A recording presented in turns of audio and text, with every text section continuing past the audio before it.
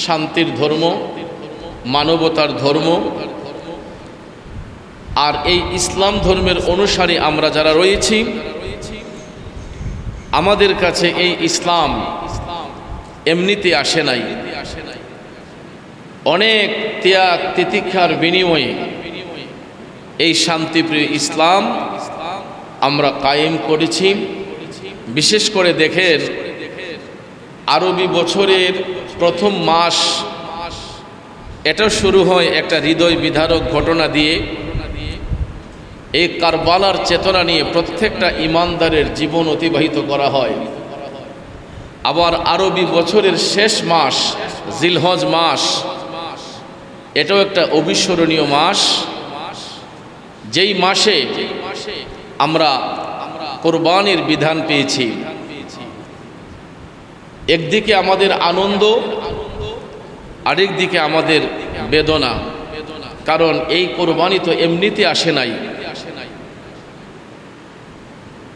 জগৎ সৃষ্টির পরে আল্লাহ রাব্বুল আলামিন যখন মানব জাতি সৃষ্টি করতে লাগলেন, বাবা আদম আলাইহিস সালামের মাধ্যমেই এই কোরবানির বিধান চালু হয়েছিল। ওনার কলিজার টুকরা পুত্র হাবিল এবং কাবিল, তাদের মাধ্যমেই প্রথম কোরবানির সূচনা হয়েছে। হাবিলের কোরবানি আল্লাহর কাছে কবুল হয়েছিল, কাবিলের কোরবানি কবুল হয় নাই। কিসের কারণে? তাকওয়ার ভিত্তিতে। তাকওয়ার খুঁটি মজবুত ছিল না কাবিলের, হাবিলের তাকওয়ার খুঁটি মজবুত ছিল বিদায় আল্লাহ কোরবানিকে কবুল করেছেন। সেই দিকে আলোচনা করলে, বিশদ আলোচনা করতে হলে অনেক সময়ের ব্যাপার। আমরা ধারাবাহিকভাবে সেই দিকে না গিয়ে যে কোরবানি আমরা বর্তমানে পেয়েছি,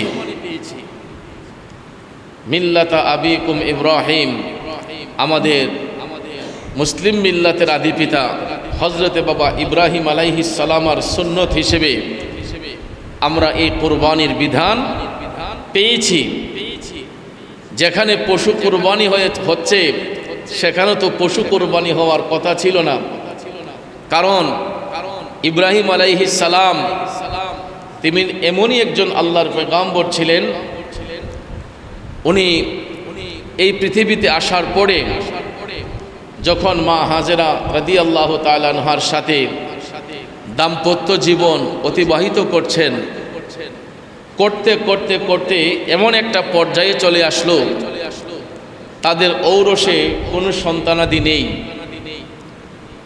তখন অপেক্ষা করতে করতে এমন একটা বয়সে উপনীত হলেন, যেই বয়সে একজন পুরুষ বাচ্চা জন্ম দেওয়ার সক্ষমতা রাখে না, এবং একজন নারীও তার গর্ভে সন্তান ধারণ করার মতো ক্ষমতা রাখে না। এটাই চিরন্তন সত্য যে আল্লাহ রাব্বুল আলামিন যদি ইচ্ছে করেন, তাহলে বার্ধক্যজনিত বয়সে যদি আমরা উপনীত হই, আল্লাহ চাইলে তখনও আমাদের মাধ্যমে এই পৃথিবীতে সন্তানের জন্ম দিতে পারেন। কথা বলেন ঠিক কিনা? কোন কোন মুফাসসির বলেছেন ইব্রাহিম আলাইহিস সালামের বয়স ছিল 92 বছর, মা হাজেরার বয়স ছিল প্রায় 63 বছর। বলুন, এই বয়সে কি কোনো পিতা, কোনো মা বাচ্চা জন্ম দেওয়ার ক্ষমতা রাখে? কিন্তু আল্লাহ চাইলে রাখতে পারেন। কিসের মাধ্যমে? সূরা সাফফাতের 37 নম্বর আয়াতে পাকে এখানে আয়াতে এসেছে, যেই অ্যাপ্লিকেশনটা ছিল ইব্রাহিম আলাইহিস সালামের, তিনি আল্লাহর কাছে প্রার্থনা করেছিলেন, বিসমিল্লাহির রহমানির রহিম, রব্বি হাবলি মিনাস সলিহিন। জীবনের শেষ প্রান্তে এসে তিনি আল্লাহর কাছে অ্যাপ্লিকেশন করলেন, আয় আল্লাহ, আমাকে সালেহিনদের অন্তর্ভুক্ত, নেককারদের অন্তর্ভুক্ত একটা সন্তান তুমি দান করো। সুবহানাল্লাহ বলেন। তিনি ইখলাসের নিয়তে আল্লাহর কাছে অ্যাপ্লিকেশন করলেন, রব্বি হাবলি মিনাস সালিহিন, আয় আল্লাহ, নেককারদের মধ্য হতে আমাকে একটা সন্তান তুমি দান করো। আল্লাহ রাব্বুল আলামিন হযরতে বাবা ইব্রাহিম আলাইহিস সালাম এই অ্যাপ্লিকেশনকে আল্লাহ রাব্বুল আলামিন কবুল করে নিয়েছেন। সঙ্গে সঙ্গে এই অ্যাপ্লিকেশন কবুল করিয়া মা হাজেরার গর্ভে আল্লাহ রাব্বুল আলামিন কলিজার টুকরা সন্তান শিশু ইসমাইল আলাইহিস সালামকে দান করলেন। জুড়ে বলুন সুবহানাল্লাহ। আপনারা বলুন যে শেষ বয়সে, এমন একটা বয়সে তিনি সন্তান পাবেন, এই আশায় কোন বাবা খুশি না হবে, কোন মায়ের মনে আনন্দ না হবে। এক পর্যায়ে শিশু ইসমাইল আলাইহিস সালামের জন্ম হলো দুনিয়ার জমিনে। তিনি যখন ভূমিষ্ঠ হলেন, আল্লাহ রাব্বুল আলামিনের অশেষ দয়ার বরকতে ইব্রাহিম আলাইহিস সালাম তখন তিনি শাম দেশের মধ্যে অবস্থান করেছিলেন। যখন সন্তানের জন্ম হলো, আস্তে আস্তে মা বাবার ভালোবাসায় যখন তিনি বড় হতে লাগলেন, আল্লাহ রাব্বুল আলামিন আদেশ করলেন, ইব্রাহিম তুমি তোমার বিবি বাচ্চা নিয়ে এমন একটা নির্জন জায়গার মধ্যে চলে যাও, যাতে কেউ তোমাদের দর্শন না পায়, কেউ যাতে তোমাদের দর্শন না পায়। আল্লাহ রাব্বুল আলামিনের আদেশে ইব্রাহিম আলাইহিস সালাম মক্কা নগরীর মধ্যে এমন একটা জায়গায় আসলেন, যেই জায়গার মধ্যে অন্য কোনো মানুষের বসবাসের উপযোগী ছিল না। সুবহানাল্লাহ বলেন। এমন একটা জায়গায় আসলেন যেখানে বসবাসযোগ্য জায়গা নয়, এত নিরবিচ্ছিন্ন একটা জায়গা, নিরবিচ্ছিন্ন একটা জায়গা যেখানে কোনো লোক সমাগম নেই। ঠিক এই জায়গার মধ্যে তিনি এসে অবস্থান করলেন। আস্তে আস্তে শিশু ইসমাইল আলাইহিস সালাম মা বাবার স্নেহ ভালোবাসায় তিনি বড় হতে লাগলেন। আস্তে আস্তে আস্তে আস্তে বড় হতে যখন লাগলেন, ইসমাইল আলাইহিস সালামের বয়স যখন প্রায় 9 বছর হলো। কয় বছর? 9 বছর যখন হয়ে গেল, হঠাৎ একদিন রাতের বেলা বাবা ইব্রাহিম আলাইহিস সালাম তিনি যখন ঘুমের ঘরে গেলেন, স্বপ্নে দেখতেছেন আল্লাহ রাব্বুল আলামিন ওনাকে আদেশ করলেন, হে ইব্রাহিম তোমার প্রিয় বস্তু আল্লাহর রাহে কোরবানি করো। সুবহানাল্লাহ বলেন। আপনারা বলুন, নবীদের স্বপ্ন কি মিথ্যা হতে পারে? নবীগণ যা দেখেন সেটা আল্লাহ রাব্বুল আলামিনের কুদরতি ইশারায় দেখেন। নবীগণের স্বপ্ন কখনো মিথ্যে হতে পারে না। ইব্রাহিম আলাইহিস সালাম স্বপ্নে আদিষ্ট হলেন। আল্লাহ তাআলা আদেশ করলেন, ইব্রাহিম তোমার প্রিয় বস্তু আল্লাহর রাহে কোরবানি করো। সাথে সাথে তিনি জাগ্রত হইয়া 100 উট আল্লাহর রাহে কোরবানি করলেন। সুবহানাল্লাহ বলেন। আল্লাহ রাব্বুল আলামিন আবার আদেশ করলেন, ইব্রাহিম তোমার এই কোরবানি গ্রান্টেড হয় নাই, তুমি তোমার প্রিয় বস্তু আল্লাহর রাহে কোরবানি করো। তখন তিনি আরো 100 উট কোরবানি করলেন। এই রকম ভাবে 3 রাত্র তিনি স্বপ্ন দেখলেন। আল্লাহ তাআলা বলেন, ইব্রাহিম তোমার কোরবানি হয় নাই, আমি চাই তোমার প্রিয় বস্তুটা তুমি আল্লাহর রাহে কোরবানি করো। তখন একে একে 300 উট কোরবানি করার পরে তিনি দেখলেন আল্লাহর কাছে এই কোরবানি গ্রান্টেড হয় না। তখন ইব্রাহিম আলাইহিস সালাম তিনি ভাবতে লাগলেন, আমি যদি 3000 উটও যদি কোরবানি করি, তারপরও তা দেখি আমার কোরবানি আল্লাহর কাছে গ্রান্টেড হবে না, তাইলে নিশ্চয়ই আল্লাহ রাব্বুল আলামিন আমার শিশু ইসমাইলকে আল্লাহর রাহে কোরবানি করার জন্য আদেশ করেছেন। বন্ধুরা আমার, বাবাজিরা, চতুর্থ রাতে ঠিকই তিনি এই আদেশ পেলেন যে তোমার ইসমাইলকে আমি আল্লাহর রাহে কোরবানি করো। স্বপ্ন থেকে জাগ্রত হইয়া ইব্রাহিম আলাইহিস সালাম টপ টপ করে চোখের পানি ছেড়ে কান্না করতেছেন, আয় আল্লাহ, কি মহা পরীক্ষার মধ্যে আমি ইব্রাহিমকে তুমি ফেলেছো। আল্লাহ তোমার আদেশ তো বাস্তবায়ন করতে হবে। আবার তিনি ভাবতেছেন, আমি পিতা হইয়া কেমনে আমার শিশু ইসমাইলকে বলবো যে তোমাকে আল্লাহর রাহে কোরবানি করব। আল্লাহু আকবার। তিনি ভাবতেছেন যে আমি পিতা হয়ে কিভাবে পুত্রের কাছে শেয়ার করব যে আমি তোমাকে আল্লাহর রাহে জবাই করব, আল্লাহর রাহে তোমাকে কোরবানি করব। আবার ভাবতেছেন বাচ্চার মাকেই বা কিভাবে বলবো যে আমি সন্তানকে আল্লাহর রাহে কোরবানি করব। তিনি এটা ভাবতেছেন, টেনশন করতেছেন। এক পর্যায়ে তিনি ভাবলেন যে না, আমি ইসমাইলকে বলেই ফেলবো যে এই ব্যাপারে তার মতামত কি। আমার ইসমাইলকে আমি বলবো যে এই বিষয়ে তার মতামত কি। যেহেতু আল্লাহর হুকুম এসেছে, এই হুকুম তো আমাকে বাস্তবায়ন করতে হবে, কারণ সন্তান আল্লাহর দেওয়া আমানত। আবার আল্লাহ চেয়েছেন আমি তাকে আল্লাহর রাহে বিসর্জন দেব, কোরবানি করব। এতে তিনি এক পাও পিছপা হন নাই, তিনি সিদ্ধান্তে অটল।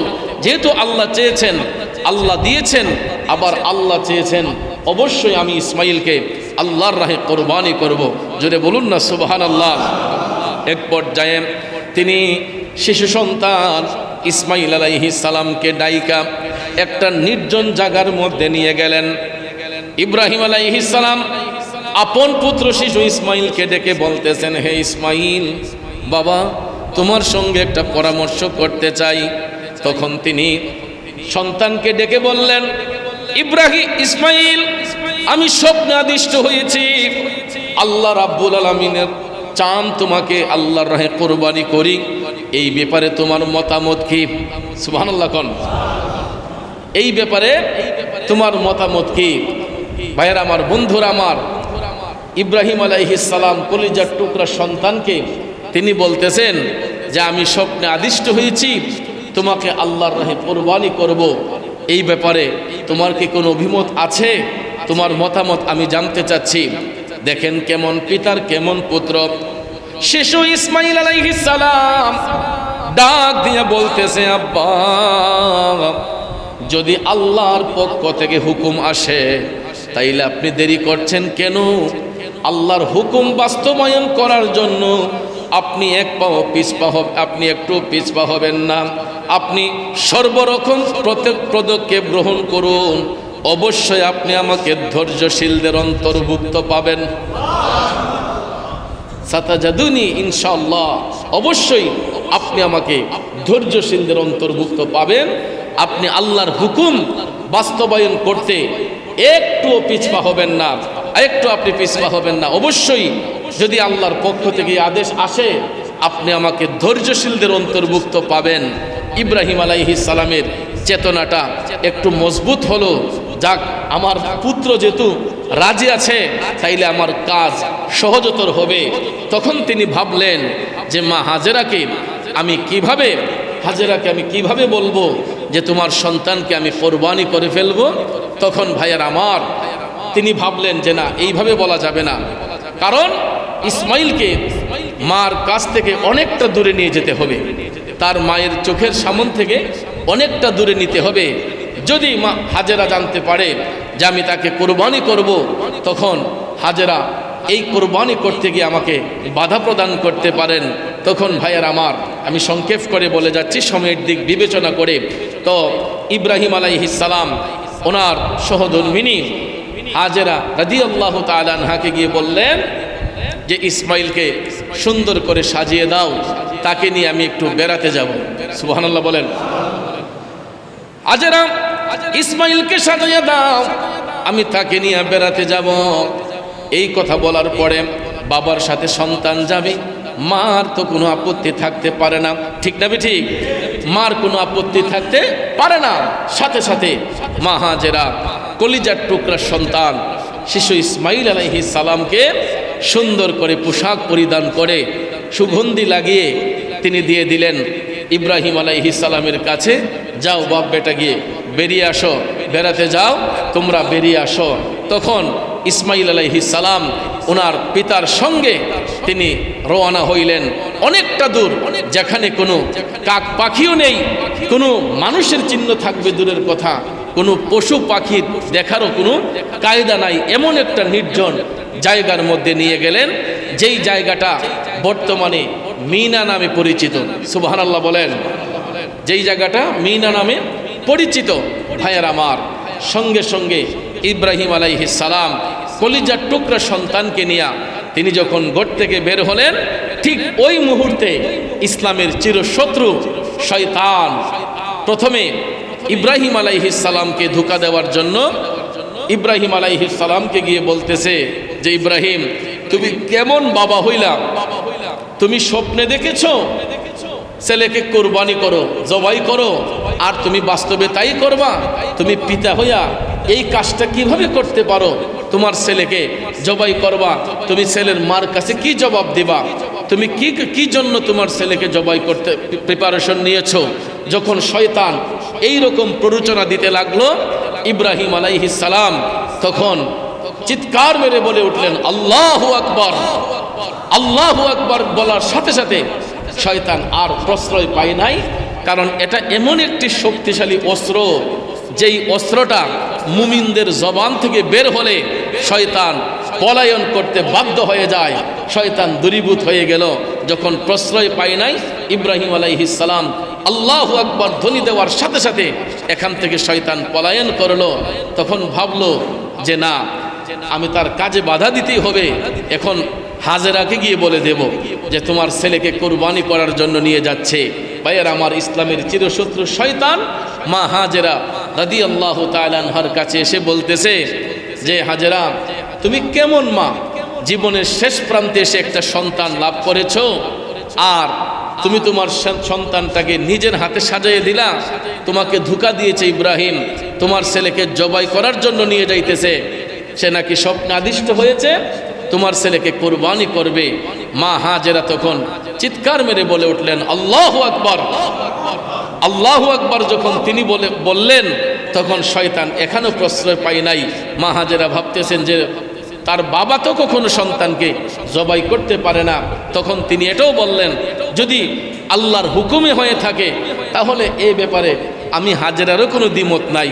সুবহানাল্লাহ বলেন না। তখন শয়তান এখনো প্রশ্রয় পায় নাই। তৃতীয়বার এই ইসলামের চিরশত্রু শয়তান চলে গেছে শিশু ইসমাইল আলাইহিস সালামের কাছে, গিয়ে বলতেছে, ইসমাইল, তোমার কি জীবন দিয়ে কোনো দরদ নাই? তোমার বাবা তোমাকে জবাই করবে আর তুমি গলা পেতে দিবে, এটা হয় কিভাবে? তুমি তোমার বাবাকে বাধা প্রদান করো যাতে তোমাকে জবাই না করে, কারণ তুমি শুধু দুনিয়াতে এসেছো, তোমার শৈশব, তোমার বাকি জীবন রয়েছে, তুমি বাধা প্রদান করো তোমার বাবাকে। যখন শয়তান যখন ইসমাইল আলাইহিস সালামকে বাধা দিতে গেল, তখন তিনিও বলে উঠলেন আল্লাহু আকবার। এমন একটা শক্তিশালী অস্ত্র, এটা প্রয়োগ করার সাথে সাথেই শয়তান পালিয়ে যায়। ভাইয়ের আমার, শয়তান যখন পালিয়ে গেল, তিনজনের কোনো একজনকে প্রশ্রয় দেয় নাই, তিনজনের কোনো একজনকে বাধা প্রদান করতে পারে নাই। শয়তান দূরীভূত হয়ে গেল। আর যেই তিনটা জায়গার মধ্যে শয়তান বাধা প্রদান করেছিল, সেই তিনটা জায়গার মধ্যেই পৃথিবীর লক্ষ লক্ষ হাজী সাহেবানাগণ এই শয়তানকে যে পাথর মারে, এই কারণে তিনটা পাথরের মধ্যে দেখবেন আমরা, তিনটা জায়গার মধ্যে হাজী সাহেবরা দেখবেন পাথর মারে মিনাতে। আমরা যখন মুজদালিফা থেকে ফজরের নামাজ পড়েই আস্তে আস্তে দিনের আলো দেখার সাথে সাথেই আমরা পাথর সংগ্রহ করে, রাতের বেলা সংগ্রহ করে ফজরের নামাজ পড়ার পরে মুজদালিফায় আর কোনো হাজী সাহেবানা থাকে না, সবাই শয়তানকে পাথর নিক্ষেপ করার জন্য তারা রওনা হয়ে যায়। তখন ভাইয়ের আমার, ইব্রাহিম আলাইহিস সালাম শিশু ইসমাইল আলাইহিস সালামকে ঐতিহাসিক মিনার ময়দানে নিয়ে গেলেন। ঐতিহাসিক মিনার ময়দানে নিয়ে গেলেন। ওই দিন ছিল 10 জিলহজের দিন। সুবহানাল্লাহ বলেন। 10 জিলহজের দিন ইব্রাহিম আলাইহিস সালাম উনি সমস্ত প্রিপারেশন কমপ্লিট। ধারালো একটা ছুরি নিলেন, ইস্পাত থেকে ইস্পাতের মতো হীরা হইতে ধার। ভাইয়ের আমার, এই একটা ছুরি নিয়া ইব্রাহিম আলাইহিস সালাম আপন পুত্রকে মিনার জমিনে নিয়ে শোয়াইলেন। সুবহানাল্লাহ বলেন। মিনার জমিনে নিয়ে শোয়াইছেন। পরে ইসমাইল আলাইহিস সালাম বলেছে, আব্বা, আপনি যে আমার হাত পাগুলা খোলা রাখলেন, যদি আমার গলার মধ্যে ছুরি লাগান, যন্ত্রণার কারণে আমার হাত পা নড়তে পারে, তখন আপনার কষ্ট হবে, আপনার উপরে রক্তের ফুঁটা ছিটকে পড়তে পারে। আপনি একটা কাজ করুন, আমার হাত পায়ের মধ্যে রশি বাঁধেন, যাতে করে আমি নড়াচড়া করতে না পারি। দেখেন কেমন পুত্র, কেমন বাবা, কেমন বাবার কেমন পুত্র, বাবাকে সহযোগিতা করছে যে আল্লাহর আদেশ আপনি পালন করবেন, আপনি আমার হাত পাগুলা বেঁধে দেন। হাত পাগুলা বেঁধে দেওয়া হলো। শিশু ইসমাইল আলাইহিস সালামের হাত পা বেঁধে দেওয়া হলো। প্রথমে তিনি চিতে শুয়েছিলেন। ইব্রাহিম আলাইহিস সালাম যখন পুত্রের গলার মধ্যে ছুরি দিবেন, এমন সময় দেখা যায় পিতা পুত্রের পেজটা বরাবর হয়ে যাচ্ছে। শিশু ইসমাইল তখন ডেকে বললেন, বাবা, আপনার মুখ আমার মুখের বরাবর, আপনি যখন আমার গলার মধ্যে ছুরিটা চালাইবেন, আমার মুখের দিকে তাকাইলে আপনার হয়তো মায়া হয়ে যেতে পারে, আপনার হয়তো দরদ বাড়তে পারে। তাইলে যদি আপনার দরদ বেড়ে যায়, আমি আপনার সন্তান, আমাকে জবাই করার সময় মুখটা যদি বরাবর হয়ে যায়, তাইলে তো আপনি আপনার হুকুম বাস্তবায়ন করতে পারবেন না। তার চেয়ে বরং আপনি আমাকে উপর করে শোয়া দেন, কাত করে শোয়া দেন, যাতে আপনার মুখ আমার মুখের বরাবর না হয়, আমার আপনার মুখ যাতে বরাবর না হয়, আমারে কাত করে শোয়া দেন, তাইলে আপনার হুকুম আপনি সঠিকভাবে পালন করতে পারবেন। দেখেন কতটুকু সহযোগিতা শিশু ইসমাইল আলাইহিস সালাম তার বাবাকে করতেছেন। বন্ধুরা আমার, বাবাজিরা, সাথে সাথে ইব্রাহিম আলাইহিস সালাম তাই করলেন। শিশু ইসমাইলকে কাত করে শোয়াইয়া এই ধারালো ছুরিটা যখন পুত্রের গলার মধ্যে ধরবেন, আল্লাহ রাব্বুল আলামিন এই ছুরির মধ্যে আল্লাহ রাব্বুল আলামিন পিতল লাগাইয়া দিছে। আল্লাহ রাব্বুল আলামিন এই ছুরির মধ্যে পিতল লাগাইয়া দিছে। ছুরি লাগাইয়া যখন সন্তানের গলার মধ্যে যখন তিনি টান দিবেন, জবাই করবেন, ঠিক ওই মুহূর্তে আল্লাহ রাব্বুল আলামিন ফেরেশতা জিবরাইলকে ডেকে বলতেছেন, জিবরাইল,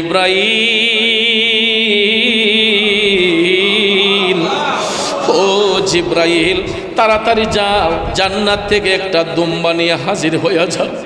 আমার ইব্রাহিম তার পরীক্ষায় জয়লাভ করেছে। হে ইব্রাহিম, আমার ইব্রাহিম পরীক্ষায় জয়লাভ করেছে। হে জিবরাইল, তুমি আর দেরি করো না, তাড়াতাড়ি করে জান্নাত থেকে দুম্বা নিয়ে হাজির হয়ে যাও। আমার ইব্রাহিম তার সন্তানের গলার মধ্যে ছুরি চালাইয়া দিছে, তুমি তাড়াতাড়ি যাও, আমি ছুরির মুখে পিতল লাগাইয়া দিছি, যাতে আমার ইসমাইলের গলা দ্বিখণ্ডিত না হয়, তুমি তাড়াতাড়ি জান্নাত থেকে দুম্বা নিয়ে হাজির হয়ে যাও। সাথে সাথে জিবরাইল আলাইহিস সালাম জান্নাতি দুম্বা নিয়ে যখন তিনি আসমান থেকে অবতরণ করছেন, তখন শিশু ইসমাইলের গলায় ছুরি লাগানো। এমন সময় জিবরাইল আলাইহিস সালাম আসমান থেকে তিনি ডাক দিলেন, আল্লাহু আকবার, আল্লাহু আকবার। তখন সঙ্গে সঙ্গে জমিন থেকে ইব্রাহিম আলাইহিস সালাম তিনিও তখন ডাক দিয়ে বললেন, লা ইলাহা ইল্লাল্লাহু আল্লাহু আকবার।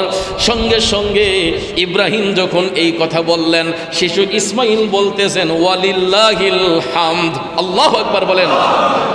তিনজনের এই শব্দটাকে একত্রিত করে, যেটা আমরা আইয়ামে তাশরিকের এই ধ্বনিগুলো আমরা এই মাহে জিলহজের 10 তারিখ 9 জিলহজের ফজর থেকে এই 13ই জিলহজ আসর পর্যন্ত আমরা এই তাকবীরে তাশরিক, আল্লাহু আকবার, আল্লাহু আকবার, আল্লাহু আকবার, লা ইলাহা ইল্লাল্লাহু, আল্লাহু আকবার, আল্লাহু আকবার, ওয়ালিল্লাহিল হামদ, এই যে এই তাকবীরটা দেই, এটা কিসের কারণে দেই? কারণ ইব্রাহিম আলাইহিস সালাম সন্তানের গলায় যখন ছুরি চালাবেন, ঠিক ওই মুহূর্তে প্রথমে জান্নাত থেকে দুম্বা নিয়ে যখন জিবরাইল আসছেন, তিনি আসমান থেকে আওয়াজ দিলেন, আল্লাহু আকবার, আল্লাহু আকবার, আল্লাহু আকবার। ইব্রাহিম আলাইহিস সালাম বলেন, লা ইলাহা ইল্লাল্লাহু, আল্লাহু আকবার। ইসমাইল আলাইহিস সালাম বললেন, আল্লাহু আকবার, ওয়ালিল্লাহিল হামদ। এই তিনজনের এই তাকবীরকে একত্রিত করে একটা তাকবীর রচনা করা হয়েছে, যেটাকে বলা হয় তাকবীরে তাশরিক। এটা আইয়ামে তাশরিকের দিনে আমরা এই তাকবীরগুলো আমরা পাঠ করি। সঙ্গে সঙ্গে শিশু ইসমাইল আলাইহিস সালামের জায়গায় জান্নাতে দুম্বা এনে হাজির করা হলো, আর ওই দুম্বাটাই আল্লাহর রাহে কোরবানি হয়ে গেল।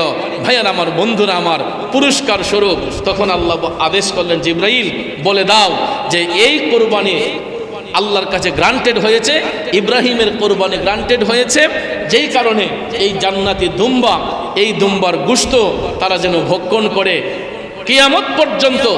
ইব্রাহিমের অনুসারী যারা, আমরা যারা মুসলিম মিল্লাতের আদি পিতা ইব্রাহিম আলাইহিস সালামের সন্তান, তা ইব্রাহিমের সন্তানরা কিয়ামত পর্যন্ত তারা এই কোরবানি আল্লাহর রাহে করবে। 10 জিলহজ, তারপরে 13 জিলহজ পর্যন্ত কোরবানি করা যায়।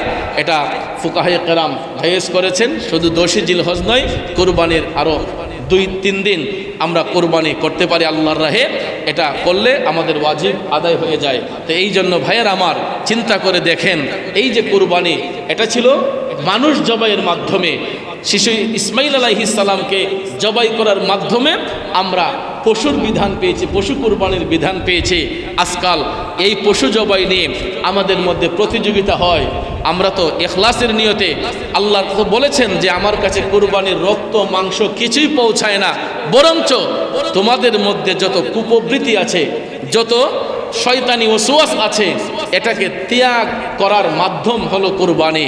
এই আত্মত্যাগের মাধ্যমে তোমরা পশু জবাইয়ের মাধ্যমে, এই রক্ত প্রবাহের মাধ্যমে তোমাদের মানবাত্মার মধ্যে যত পশুত্ব ভাব আছে এইগুলাকে তোমরা দূর করো, এটার নামই হলো কুরবানি। কিন্তু ভাইয়ের আমার, আসলে তো আমরা এই সমাজের মধ্যে কিছু কিছু মানুষ আমরা পশুর চেয়ে অদম হয়ে গিয়েছি। আপনারা দেখেছেন গত 2 দিন যাবৎ আমাদের বাংলাদেশে একটা জিনিস নিয়ে তোলপাড় হচ্ছে। একটা শিশু বাচ্চা রামিসা নামে একটা মেয়েকে এই দেশের মধ্যে কিছু কোলাঙ্গার পুত্র, এরা এই শিশু বাচ্চাটাকে, নাবালক শিশু বাচ্চাটাকে সে ধর্ষণ করে তার গলার মধ্যে ছুরিকাঘাত লাগিয়ে বডি থেকে তার কেল্লাটাকে আলাদা করে দিয়েছে। চিন্তা করেন, একটা স্কুল পড়ুয়া মেয়ে, বাচ্চা মেয়ে, সে যদি তার সতীর্থটাকে ধরে রাখতে না পারলো কুলাঙ্গারদের কাছ থেকে, তাহলে এই সমাজে বেঁচে থেকে লাভ কি আমাদের? ভাইয়ের আমার, আমরা ধিক্কার জানাই ওই সমস্ত মানবরূপী পশুদেরকে, এদেরকে যেন প্রকাশ্যে এদেরকে সাজা দেওয়া হোক। কথা বলেন ঠিক না ঠিক? এদেরকে প্রকাশ্যে যদি সাজা দেওয়া হয় তাহলে হয়তো এই দেশের কিছু মানবরূপী পশুরা কিছুটা অন্তত শান্ত হবে। এই ছোট্ট শিশু বাচ্চাটাকে গলা কেটে জবাই করে, প্রথমে তাকে ধর্ষণ করা হয়েছে, তারপরে তাকে গলা কেটে জবাই করে তার বডিটা এক জায়গায়, কেল্লাটাকে ওয়াশরুমের ভিতরে রেখে দেওয়া হয়েছে। সারা দেশ তোলপাড়। শুধু একটা রামিসা নয়, রামিসার নামে আরও কত কত শিশু বাচ্চাদেরকে রেপ করা হচ্ছে, ধর্ষণ করা হচ্ছে।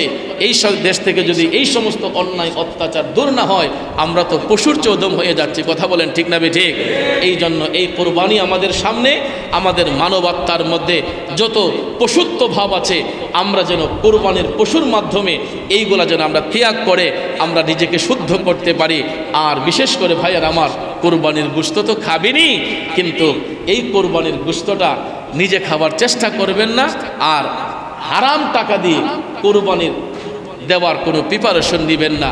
চেষ্টা করতে হবে হালাল পথে ইনকাম করে আমার যেই টাকা সেভ করা আছে, এটা থেকে যদি আমার উপর কোরবানির বিধান থাকে, কোরবানি যদি ওয়াজিব থাকে, আমরা কোরবানি করব। আর আমি গত জুমায় বলেছি, যারা শরীকে কোরবানি দিবেন, কোনো হারাম করের সাথে, সুদখোর ঘুষখোরের সাথে মিলিত হয়ে কোরবানি করবেন না।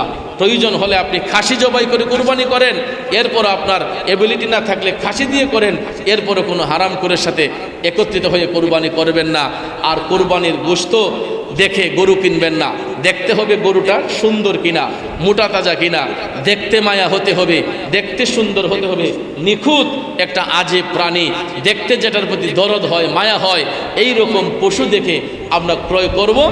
আর সবচেয়ে উত্তম হলো, পশুটা আমরা একদিন আগে কিনি, কেউ কোরবানির দিন কিনে যে আমাদের পালার লোক নাই, কিন্তু নিয়ম হলো যে নিজের ঘরে এনে এটাকে লালন পালন করে।